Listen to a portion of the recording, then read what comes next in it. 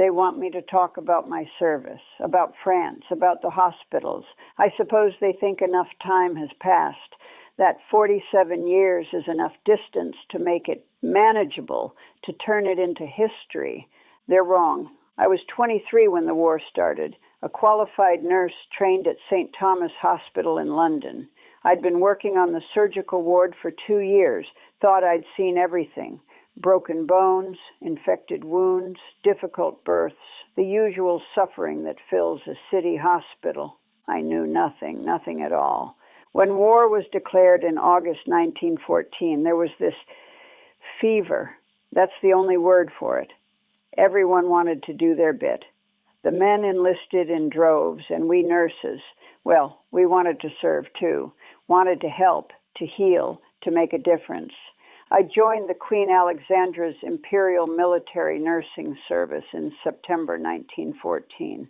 They needed nurses desperately. Everyone said it would be over by Christmas, but they still needed thousands of us. I remember my mother's face when I told her. Pride mixed with terror. She'd read the newspaper reports about Belgium, about the casualties already mounting.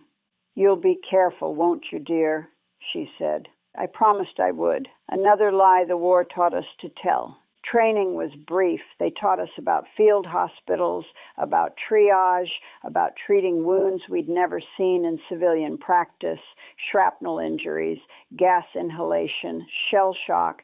They used words like substantial casualties in challenging conditions. More lies. Softer words to hide harder truths. I shipped out to France in January 1915. Landed at Boulogne, then transported to a casualty clearing station near Armentières. It was behind the lines. Safe, they said.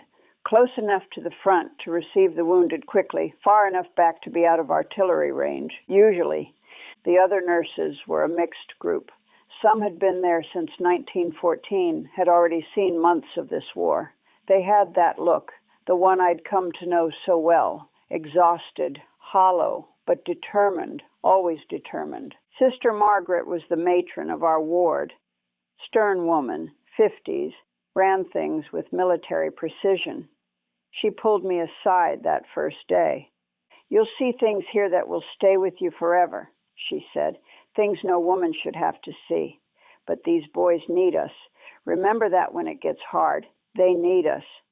I nodded, eager, ready to help, ready to be useful. I had no idea what was coming. None of us did, really. Not until the ambulances started arriving. My first convoy arrived on my third day, January 18th, 1915. I heard them before I saw them, the rumble of engines, the grinding of gears.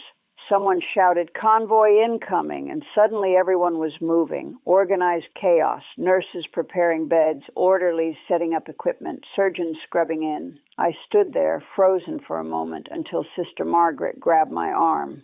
"With me, nurse, you'll be doing triage."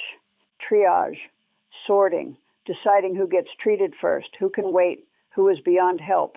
They didn't teach us that part properly in training. The ambulances pulled up, converted trucks and motor cars, some horse-drawn wagons. The doors opened and, God, the smell hit me first. Blood and mud and gangrene and excrement and something else. Something sweet and rotten that I'd later learn was gas gangrene. I nearly vomited, right there. But Sister Margaret was watching, so I swallowed it down. They started bringing them in on stretchers. Boys, because that's what they were, most of them. Boys with old men's eyes, covered in mud so thick you couldn't see their uniforms, shivering despite the blankets. Some were crying, some were silent, some were screaming. The first one they brought to me had taken shrapnel to his chest. I could see the wound through his torn uniform, jagged metal still embedded, blood bubbling with each breath, punctured lung. He was looking at me, this boy, maybe 19, trying to say something. "Morphine," Sister Margaret said quietly. "Then tag him red and move on. Red tag, immediate surgery or death." I fumbled with the morphine syringe. My hands were shaking. Got it in eventually, tied the red tag to his uniform. They carried him toward the operating theater. He died before they got him there. Neck stretcher, leg wound, compound fracture, bone visible, but the bleeding was controlled. Yellow tag, can wait a few hours. Next, head wound, unconscious, skull visible, breathing irregular. Black tag, Sister Margaret said. Black tag, beyond help. We'd make them comfortable, but we wouldn't waste resources trying to save them. Not when there were others who had a chance. I stared at her. But he's still alive, and he'll be dead in an hour no matter what we do. We have limited surgeons, limited supplies, and 30 more men in those ambulances. You don't have time for sentiment. Black tag. I tied it, my first conscious decision to let someone die. It wouldn't be my last.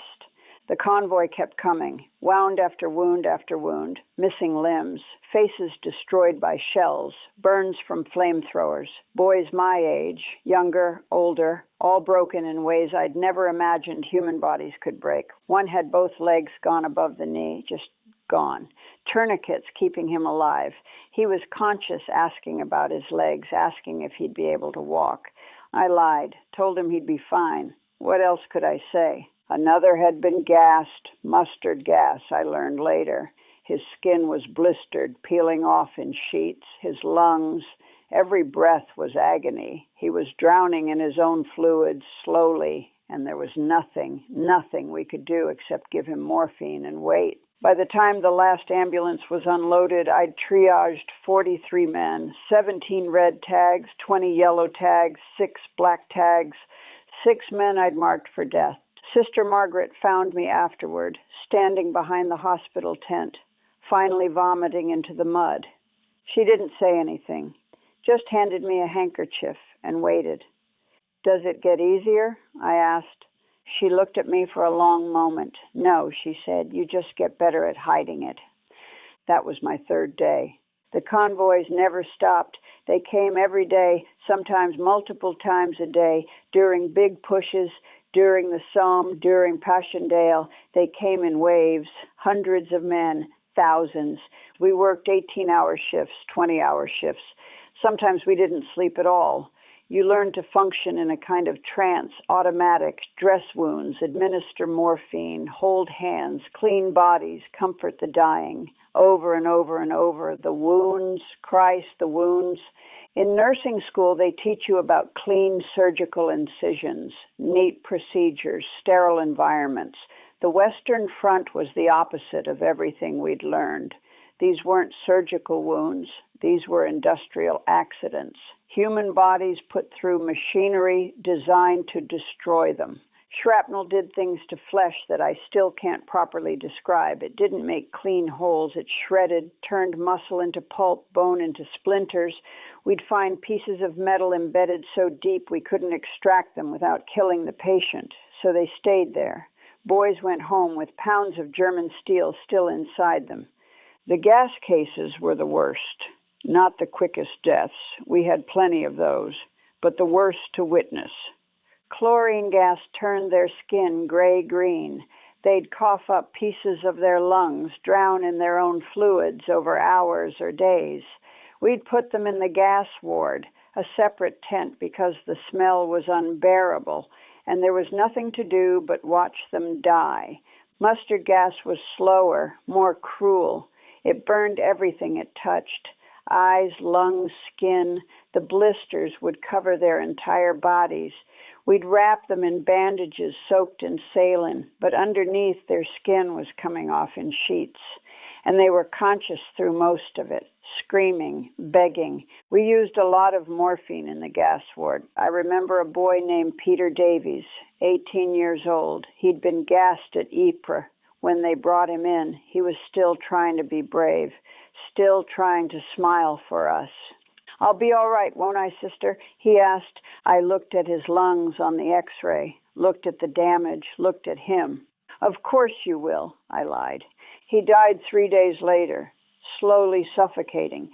Toward the end, he was too weak to scream, just these small, desperate gasps, like a fish drowning in air. I held his hand while it happened, felt him go still. Then I closed his eyes, filled out the death certificate, and moved to the next bed. because there was always a next bed.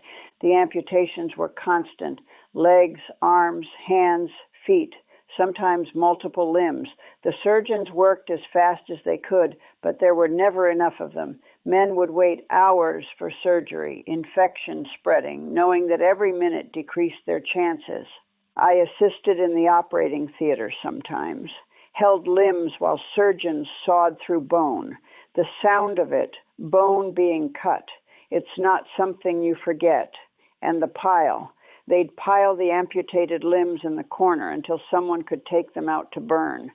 Arms and legs stacked like firewood. We had a boy come in, couldn't have been more than 17, with his intestines hanging out of his abdomen. Shrapnel had torn him open. We tried to save him. Spent 2 hours in surgery putting him back together. He survived the operation. Died of infection 4 days later anyway. Sepsis, his whole body turning green and black, fever cooking his brain. He was delirious at the end, calling for his mother, thinking he was back home in Yorkshire. The head wounds were the ones that made you question things. Men with half their faces gone, jaws missing, eyes destroyed, skulls opened up, brain visible. Some survived, some even recovered enough to be sent home. But what kind of life was that? Disfigured, blinded, unable to speak or eat properly. I wrote letters home for them sometimes. They'd dictate and I'd write, always hopeful letters. Don't worry, Mom, I'm doing fine. Can't wait to see you again. The nurses here are taking good care of me. More lies, but kind ones, I suppose. There was a soldier, I never learned his name, who came in with his face mostly destroyed. The surgeons did what they could, but he'd lost his nose, most of his jaw, one eye. He survived, recovered enough to be mobile. One night he got hold of a scalpel, cut his own throat in the latrine, and we found him in the morning, and nobody blamed him. How could we? We'd all seen the mirror he'd have to look into for the rest of his life. The worst part wasn't the physical injuries, though. It was the ones we couldn't see, the ones they called shell shock. Men who wouldn't stop shaking, men who couldn't speak, struck mute by what they'd witnessed, men who'd curl into corners and weep like children, men who'd wake up screaming every night, thrashing, fighting invisible enemies. Some officers called it cowardice, lack of moral fiber. They wanted to court-martial them, shoot them for desertion. We knew better. We saw what happened to the human mind when it was pushed beyond endurance, when it saw things no mind was meant to process, when it broke. But there was no treatment, no cure. We'd sedate them, try to calm them, but ultimately they'd either recover enough to be sent back to the front, back to the thing that broke them, or they'd be sent home, damaged in ways their families would never understand. I'm sitting here in 1963, and they're only just now starting to understand what we saw then, that minds can be wounded just as surely as bodies, that some scars don't show. The seasons change, but the work never did. Winter, spring, summer, fall, just different backdrops for the same horror. Winter was brutal. The cold made everything harder. Wounds froze before we could treat them. Men arrived with frostbite on top of their other injuries.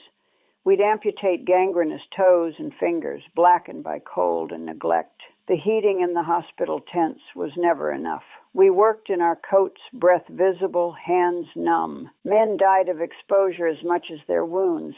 They'd survive the initial injury, survive the transport, then just give up, stop fighting. Let the cold take them because it was easier than continuing. I understood the impulse. We lost nurses too. People don't talk about that much. Sister Mary, one of the younger nurses, caught influenza in the winter of 1917, dead in 4 days. We buried her in the nurses' cemetery near the hospital. 18 other nurses were already there. The Germans shelled us sometimes. Behind the lines meant nothing when the wind changed or the front shifted. We'd hear the whistle of incoming shells and just keep working. What else could we do? Abandon the patients who couldn't move? One shell hit the supplies tent. We lost half our medical stores in one night. Had to ration bandages, reuse instruments without proper sterilization. make decisions about who got the limited antibiotics we had, more impossible choices. The smell never left you. Even on your day off, those rare, precious days when you weren't on duty, you could still smell it. It was in your clothes, your hair, your skin. The smell of blood and pus and death and disinfectant and mud. I stopped noticing it eventually. Became part of the air I breathed. We became efficient. That's what you do. You adapt or you break. We could triage a convoy in half the time, could dress a wound in minutes, could amputate a limb, clean up, and move to the next patient without thinking. Thinking was dangerous. Thinking meant feeling, and feeling meant breaking down. And we couldn't afford to break down, not when men were dying, and we were all that stood between them and the void. I stopped crying sometime in 1916, just stopped.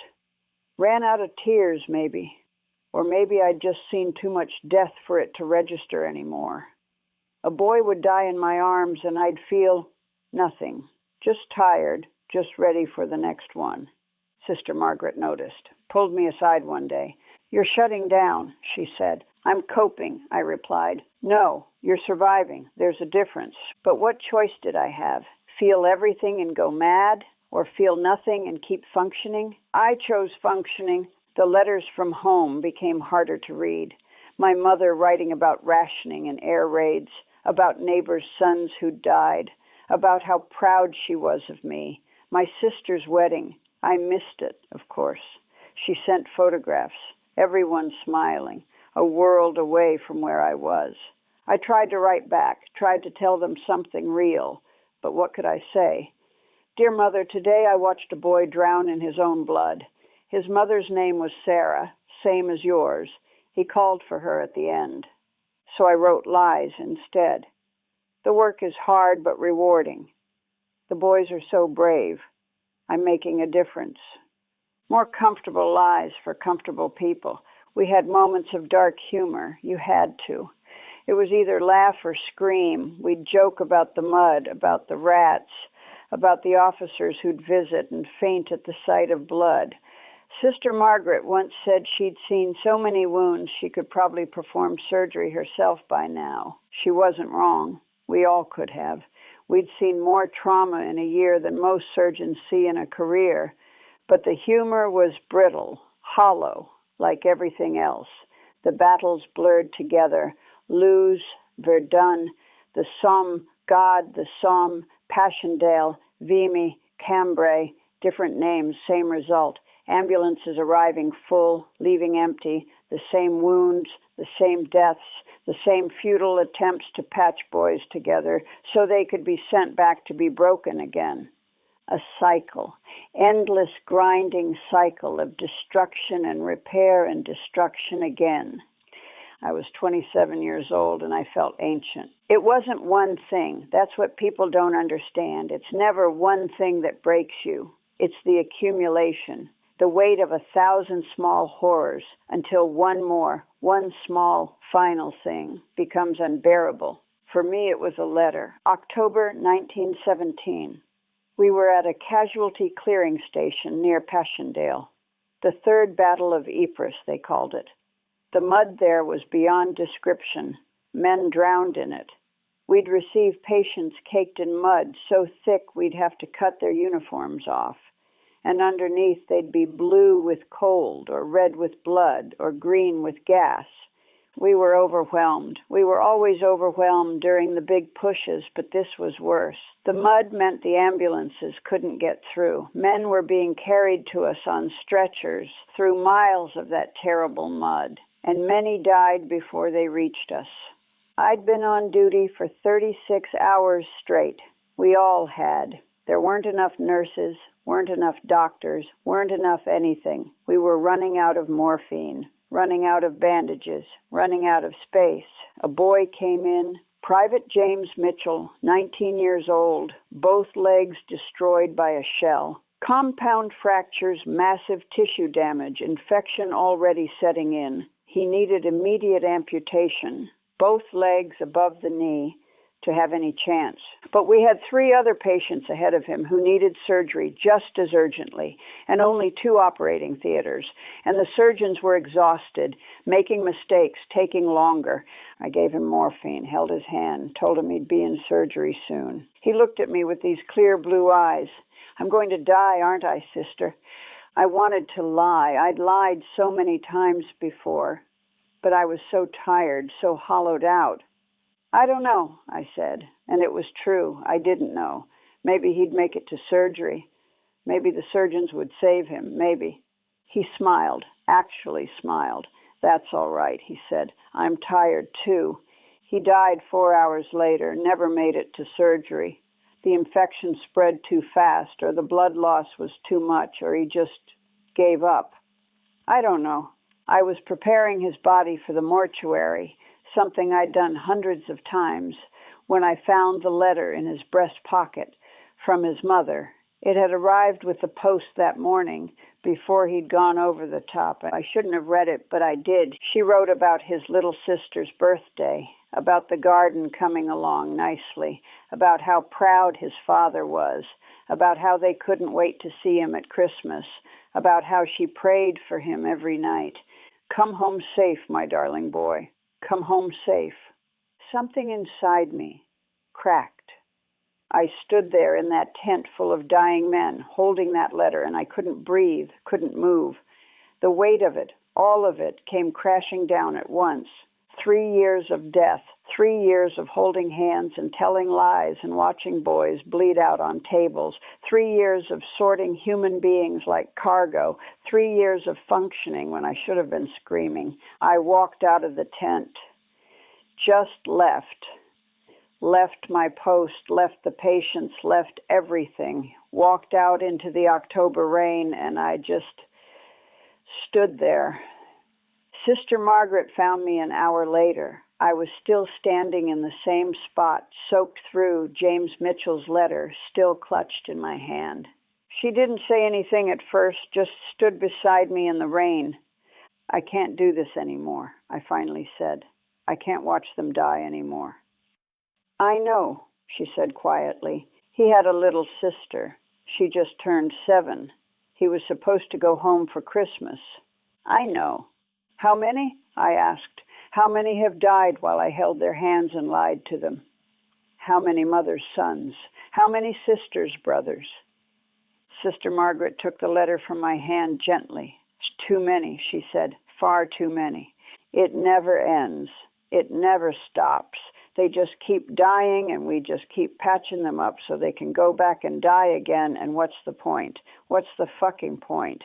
I'd never sworn before, not once in my life, but something had broken loose inside me and I couldn't stop. "There are still boys in there who need us," Sister Margaret said, not unkindly, just stating fact. "I know." My voice sounded dead, even to my own ears. "Can you go back in?" I looked at the hospital tent, at the mud, at the rain, at the sky lit up by distant artillery.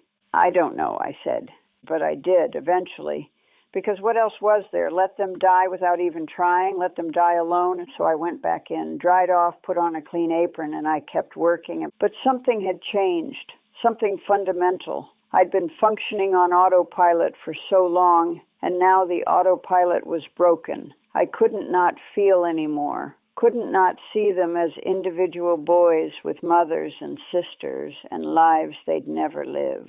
Every death hurt again. Every wound was fresh horror. Every cry for mother was a knife. I lasted another 3 months before they invalided me out. Nervous exhaustion, they called it.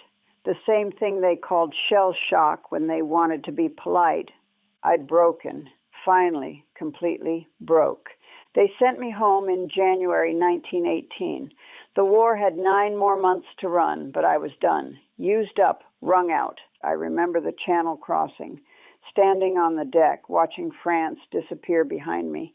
I should have felt relief, freedom. Instead, I felt guilt, shame, like I was abandoning them. All those boys still there, still dying, still needing someone to hold their hands. Survivor's guilt, they'd call it now. In 1918, they just called it weakness. My mother barely recognized me when I arrived home. I'd left at 23, plump and eager and alive. I came back at 27, gaunt and hollow-eyed and old. She hugged me and I felt nothing, stood there like a statue while she cried. I tried to go back to nursing, got a position at the same hospital I'd trained at, St. Thomas.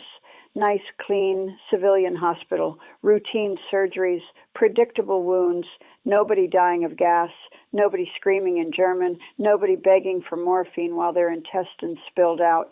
I lasted 6 weeks. The cleanliness felt obscene. The routine felt trivial. How could I care about a broken arm when I'd seen men with no arms at all? How could I worry about post-operative infections when I'd watched gangrene consume entire bodies? And the other nurses, the ones who hadn't gone to France, they'd ask me about it. What was it like? Was it terribly exciting? You must have had such adventures. Adventures. I stopped going to work, stopped leaving my room eventually. My mother would bring meals up and I'd barely touch them. I'd sleep 16 hours a day and still wake up exhausted. Nightmares every night, always the same. The gas ward, the amputations, James Mitchell's letter, Peter Davies drowning in his own lungs, always dying. In my dreams, they're always dying, and I can never save them. The doctors said it would pass. Time heals all wounds, they said. Another lie. It's been 45 years. I still wake up screaming sometimes. Still can't handle certain smells, disinfectant, mud, even rain on an October day sends me right back to that moment outside the hospital tent. I never married. Came close once in the 20s, a good man, kind man, but how could I explain? How could I let him touch me when I felt so dead inside? When half of me was still in France, still covered in other men's blood, still trying to save boys who were already gone? I became a recluse, essentially. Live alone, see few people. It's easier that way. People don't understand, and I'm tired of trying to explain. The newspapers called us angels. Angels of mercy, they said. Put us on propaganda posters, clean white uniforms, serene smiles, gently tending to grateful soldiers. It was nothing like that, nothing. We weren't angels. We were just women trying desperately to hold back a tide of death with our bare hands, and we failed. Over and over and over we failed. Oh, we saved some. I try to remember that. Thousands passed through our hospitals, and many of them survived. Many went home to their mothers and sisters and wives. Many lived full lives. But I remember the ones we couldn't save, the ones who died calling for home, the ones we had to mark with black tags, the ones who survived but wished they hadn't. I kept count for a while. In 1915, I'd write down each death in a little notebook. Private so-and-so, age such and such, died of such and such injuries. Like if I recorded them, they'd somehow matter more, like their deaths would mean something. I stopped in 1916, ran out of pages, ran out of strength. There were too many. Sometimes I wonder what happened to the others. Sister Margaret, the other nurses, the surgeons, the orderlies, all of us who served at those hospitals, who saw what we saw, who did what we did. I wonder if they sleep any better than I do. I wonder if they managed to come home in ways I couldn't. I wonder if any of us really survived. People say we won the war, that it was worth it, that we saved civilization. I think about James Mitchell, about Peter Davies, about the boy with no face who cut his own throat, about the thousands of others whose names I've forgotten but whose faces I still see. What did we save them from? What did we save them for? Another war came, of course, 20 years later. Bigger, worse, more industrial, more efficient at killing. All those boys we saved, they had sons, and those sons went to war too. It never ends. The cycle never ends. I look at young people now in 1963, and I see that same innocence I had, that same certainty that they understand the world, that same naivety about what human beings are capable of doing to each other. I want to warn them, want to tell them that war isn't what they think it is, that there's no glory, no adventure, no meaning, just suffering and death and carrying the weight of it forever after. But they wouldn't understand. Not really, not until they see it themselves. And I pray they never do. They want me to talk about my service, to share my experiences, to add to the historical record. But how do you explain that you left part of yourself in France? That the girl who wanted to heal and help and make a difference died there, slowly, one patient at a time? That what came home was just a shell, going through the motions, pretending to be alive? How do you explain that nursing, the thing I loved, the thing I was meant to do, became impossible because every patient is a reminder, every hospital smell is a trigger, every bandage is a memory? Sister Margaret was right all those years ago. I saw things that stayed with me forever. Things no woman, no person should have to see. We didn't just treat the wounded. We absorbed their trauma, carried their deaths, became repositories for all that suffering. And unlike the soldiers, we weren't allowed to break. We had to remain calm, competent, professional, had to be the stable presence while everything around us was chaos and horror, had to be strong. So we buried it, pushed it down, kept working until we couldn't anymore. I survived the war. That's what people say when they see me.